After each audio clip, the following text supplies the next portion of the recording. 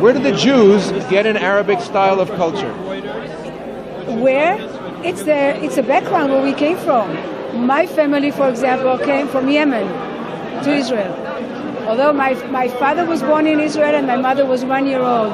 But I was born in Israel, and as a matter of fact, as much as I have good ear and I speak some Arabic, when we were young, we didn't want to hear the language around. We just hated it when our parents were talking Arabic, which was really Yemenite Arabic. It's like the Yiddish for the Ashkenaz. It's like Ladino for the Sephardim. Jewish Yemenite is different than Arabic. They have a lot of their own words in it. What happened to the Jews of Egypt and Yemen and from the Arab countries? What happened to the Jews in the 1950s? Well, the Jews from the 1950s, I know about the Yemenites, all of them had to escape right after the war. In 48. In 48, and the Jews of Egypt really ran away after the 54th war, 1954 war. That was a real escape because there was no chance for them. The Yemenite Jews came back in 1950. It was a massive airlift. It was called On the Wings of Eagle. Yeah. And Magic carpet, was it they called it? Magic carpet was from Iraq. Magic carpet there, on the wings of eagle. And there was an amazing story. They were so unaware of modern life that when they put them on the airplanes, they tried to put a fire camp to cook their coffee. It was really very funny, to learn about that. So would you say that there's an acceptance of the Arabic culture among Israelis? Today, when I was growing up, when I was a very young girl, it was very difficult. There was such a confusion and such this exception of Middle Eastern with Ashkenaz. It was, really a lot of discrimination.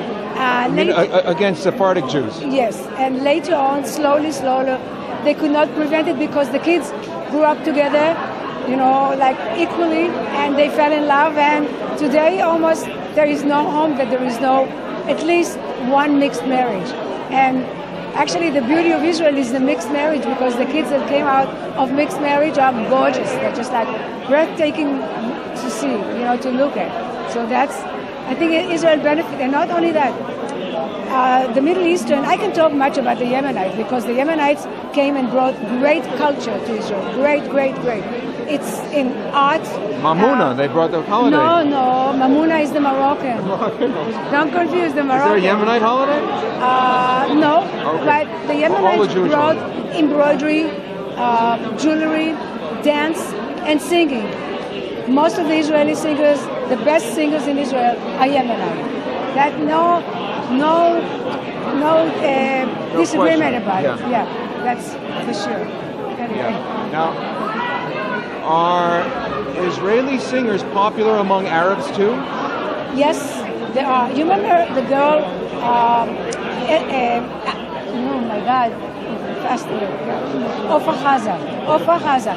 She did a whole number of Yemenite songs, original Yemenite songs, and she became very popular in the Arab world. And there are some other Israeli singers, Zava Ben and some others. I did not go much Oriental. I really am more of a pop singer, folk and pop. And in my concert, for example, that's coming up, I'm doing ethnic songs, I'm doing heritage songs, and I'm doing a lot of pop songs and my own compositions that I write, which is today's kind of music. I remember your hit song, Belev Achad. Right. It's still a hit song.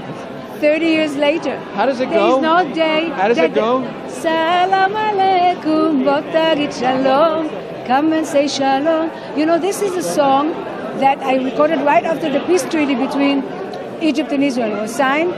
And I'm telling you, until today, the message of it is Salam alaikum is peace to you in Arabic. Bo tagid shalom is come and say shalom. And until today, they play it in every club, in every wedding, in every bar mitzvah, in the streets, in malls, everywhere. And the young kids know the song. That's it. It's on the radio every day. It's a standard. It's become part of culture. Right. With the difference of other singers of my age, mine is truly contemporary song. It's just like, today. Yeah. Were you? It's the anniversary of the Rabin assassination. Right. Were you there then? During the Rabin assassination, I was not in Israel. I was 95. here and I was shocked. But after that, I was invited. As a matter of fact, I was performing with our friend next door, Richard Wright, an evening for in memory of Rabin, the year after he was assassinated.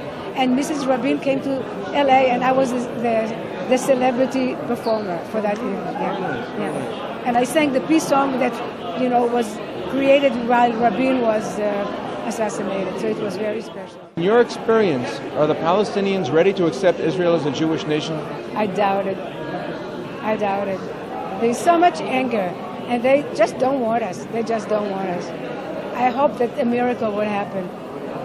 They just don't want us. Look, see what they're doing.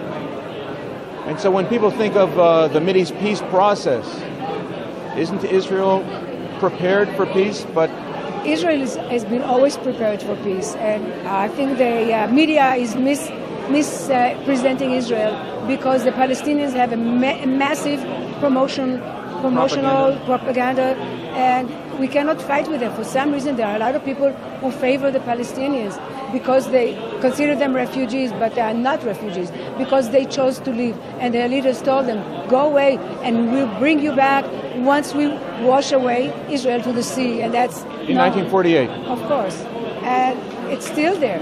I mean, Israel does not exist. See what Ahmadinejad is saying about Israel. They're going to wipe us out.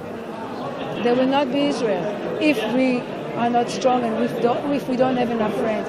But I believe that Israel will always survive. With President Obama pressing for such concessions from Prime Minister Netanyahu and this government, trying to drive a wedge between the rest of the world and Israel.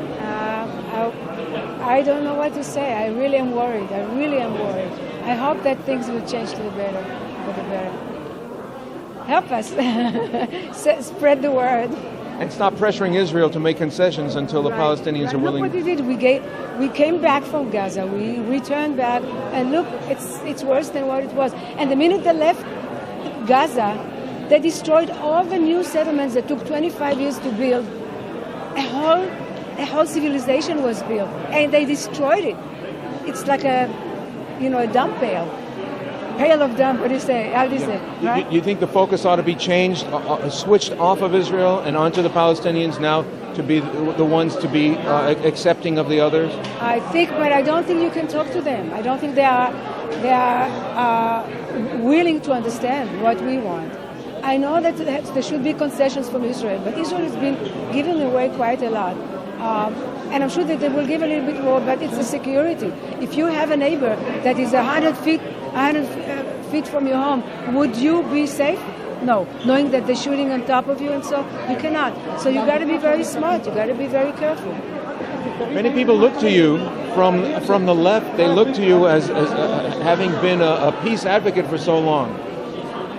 But what would you say to them who are not as informed as you are, who are thinking about the situation in Israel and Palestine? I would always say that we're only looking for peace. I want to tell you that last week I performed for an organization called Braveheart, for women organization that attract 25,000 women all over the world. There was a convention at the Century City, and I sang with a Palestinian singer together a peace song.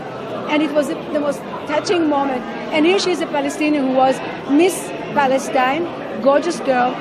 Her name is Amal. And we sang together, and we hugged and we loved, and the rest of the audience loved every minute of it. So there are people who want to have peace. It's just, you have to... The politicians, the government. I think the politicians are messing it up. But isn't it always the politicians? Good luck in your concert. When is it? December 14th. Will it be? It will be December 14th. Which night? It's Tuesday night. It's just about the time of Hanukkah, just almost at the end. And it will be a great concert. I'm having a full band and beautiful multimedia effects, and so it will be really very, very pretty. So. What's your website? People can find out about it. It's Hedva Hedva Amrani, AMRANI.com.